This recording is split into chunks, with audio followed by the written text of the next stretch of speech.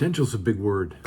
The concept of potential can be daunting, right? And I think for a lot of people, it comes with the package of guilt and shame quite often. And I think the reason being is that societal pressure that begins at a young age, where we are told pretty strongly in school that we need to, sort of reach our potential. We need to strive for our potential. And I just think we carry that around for our entire life. And we ask ourselves, have I reached my potential? Have I underachieved? Have I this or that? And we hear it in our clients, right? We hear it in their language. And I think if we can reframe the notion of potential, we can see it differently. And we invite clients to see it not as a threat, but to see it as an invitation, right? This notion of trying to discover what it is that I'm truly capable of, as opposed to this notion of I must reach my potential. It's two different energies, right? The idea of I must versus being curious. What is it that I could be capable of if I strive or sort of redefine my limits? And I was fortunate enough at a young age, 16 years of age, grade 11, high school, and in rowing practice one day, actually indoor winter training, we were going through these different circuits. And our coach, who was Neil Campbell, was a character, to say the least.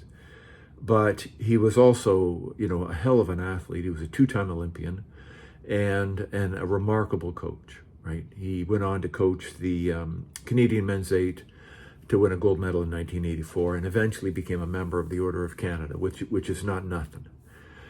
And so this one day, 1981, we're training down in the sort of the old rifle range where we used to train at this school at Ridley College, and we're doing what was called phase 3. So there were 4 phases. We were in the 3rd phase, and basically there were 7 exercises. And you were given 20 minutes, and with a 70-pound bar, you had to go through those 7 exercises and repeat them as many times as you could. And why Neil loved phase 3 so much is because, yes, it builds strength, it builds stamina, but I think most importantly for Neil, it taught us how to race, because we did this side by side and everybody knew each other's scores, and it just mimicked racing for 20 minutes. And we did it for at least a month or so through that sort of 4 or 5 week winter training session or season. And so this one day, Neil's working off to the side. We're about 15 minutes into the 20 minutes. We've got about 5 minutes left. Neil's working off to the side, and he stops and he comes over and he parks himself right in front of me. He's standing there right in front of me while I'm doing these exercises with this bar. And so I'm tired. It's an exhausting workout. I put the weight down to catch my breath before I continue. And Neil very calmly, very quietly just says, "You're not tired enough, Jace. You need to pick the bar up and keep going." And I just sort of thought, what? Like, I'm exhausted, buddy. I don't know what you're watching, but I'm tired. And so I remained bent over, and I'm desperately trying to recover. And he said again, in a very calm voice, "You're not tired. You're not done. Pick up the weight and keep going."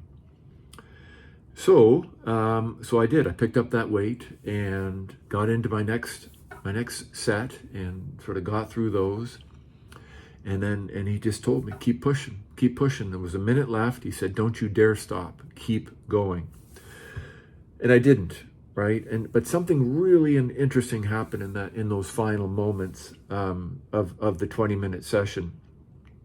It was as if the pain just dissipated, right? It just disappeared.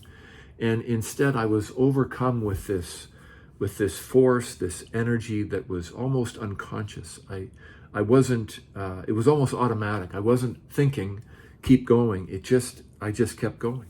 And needless to say, I scored the best I had ever done that year, or that day, beat all my bests. And at the end, I'm bent over, and I am in serious discomfort, and Neil comes up to me, he bends over, puts his big leathery mitt on the back of my neck, and he squeezes gently, and he says, don't you ever forget this day.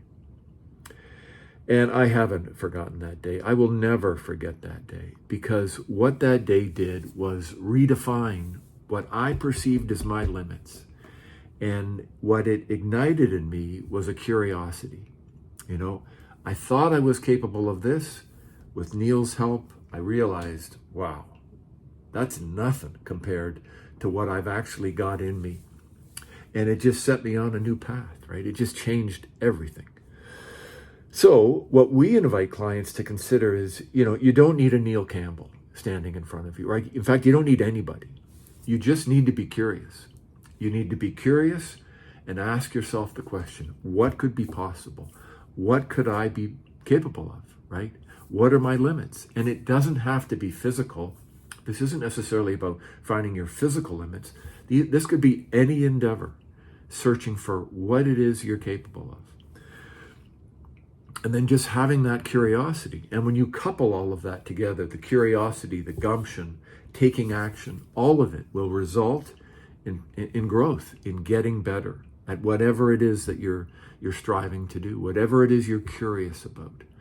And, for me, that's the exciting part of potential, right? It's no longer this weight of trying to realize my potential. It becomes an exciting pursuit, an exciting adventure or path of self-discovery and really figuring out, I wonder what the hell I could do if I were to put my mind to this, right? What could be possible? So your mindset matters. I mean, goodness, big time. That's all mindset. That's all it is. It's changing the mindset around how we see possibilities, right? Are they daunting or are they exciting, right? Are they inviting? And so, yeah, we just encourage people to take that on, right? To see what am I capable of? What are my limits? What's possible?